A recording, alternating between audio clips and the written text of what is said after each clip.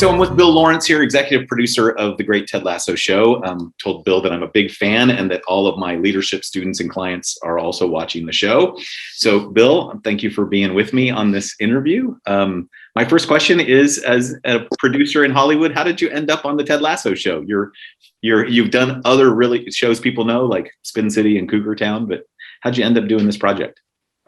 You know what? The part of television nowadays is pursuing actors and actresses that you're a fan of, much like the old movie business was. And I really like Jason Sudeikis. I thought he was both a comedic leading man and also could be a dramatic leading man.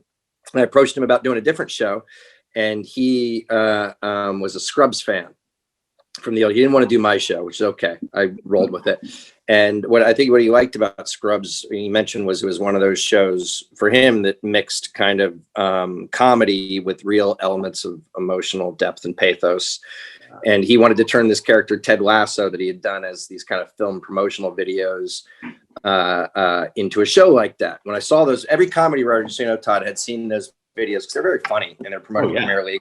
They weren't like commercials, but they were a sketch. They're very loud and he yelled a lot, and it was really just about making people laugh. So I saw him and I said, I'm not sure this is a TV show, but then he said, what I want to do is surprise people and have this guy be the best version of an American, which is, we can talk about a little later, and have real emotional pathos in his life, but be a real steady influence for the people around him who kind of changed in the face of this guy.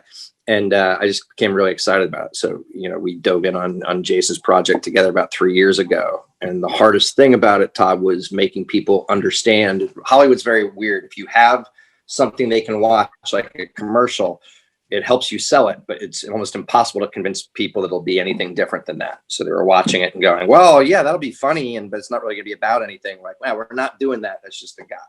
So that's how I was lucky enough to get involved in. And now, it's been one of the really, really cool work experiences of, I'm very bangsy and I try to look young, but I've been doing this for 100 years, Todd, and it's been a great experience. Yeah. So it's actually, you hit on the first place that I want to go, which is, I'm a soccer fan. So I saw those commercials when NBC ran them. And so I thought Ted Lasso was going to be about that. And then I'm stunned that he's like this remarkable human being. You created a different character behind that. And I think that's what people have so resonated with. So tell me about the thought behind this character, this example. Well, we really, did a lot of character work before we ever started writing. And one of the ways that the genesis for Ted Lasso kind of existed was we talked a lot about the cynicism in our discourse, both in social media and politics and day-to-day stuff. And, Jason and I were talking, and Joe Kelly and Brendan Hunt, who are also creators of the show, we're all talking. And if I met somebody like Ted Lasso 2 years ago, and this is Trump was just kind of in the ethos, and certainly there's no pandemic or anything. But I had reached a cynical state as a human being, and I'm inherently optimistic. I think that if I met Ted Lasso in real life, I would assume that in about a week he would reveal himself to be a jerk like everybody else. And that kind of cynical thought transformed into, if a week later he revealed himself to be as sincere and empathetic and hopeful and optimistic, as he's representing himself, then you have to look inward and look at yourself and go, oh my God, who have I become that this is my assumption about other people? And that, combined with a secondary thing that is a little bit, I think, akin to, the stuff that you talk about with the leadership and stuff, is that Jason and I are both obsessed with mentorship and what that really means. So much so that the teacher that told me maybe I shouldn't be spending my free periods in high school sneaking across the street and drinking beers, because he said, you can actually write. And I don't know if anybody's told you could make a living out of that. There's a guy named Bob Cox, and I named Dr. Cox and Scrubs after that guy. Oh. And Jason, often talks so much about coaches and mentors that kind of changed his course of life, that even when we were interviewing writers, we made them talk about who the mentor in their life was. And I think it kind of saddles up character-wise to the concept of leadership, because the most important thing about all these mentors is they aren't white knights.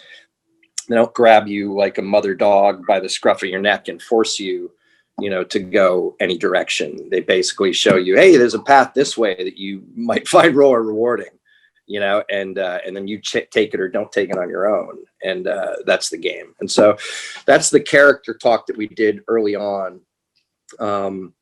Jason said a quote that I always loved was he felt like the best version of an American abroad would be ignorant, because we are generally ignorant, but curious. You know what I mean? And the worst version is ignorant but arrogant. You know what I mean? And there's a lot of ignorance with arrogance out there in the world of, I don't know anything about that, but I'm better at this than anybody, as opposed to, guys like Ted Lasso who are self-aware that they don't know stuff and but take it in. They're the ones that sneak up on you and hopefully change the way you think a little bit.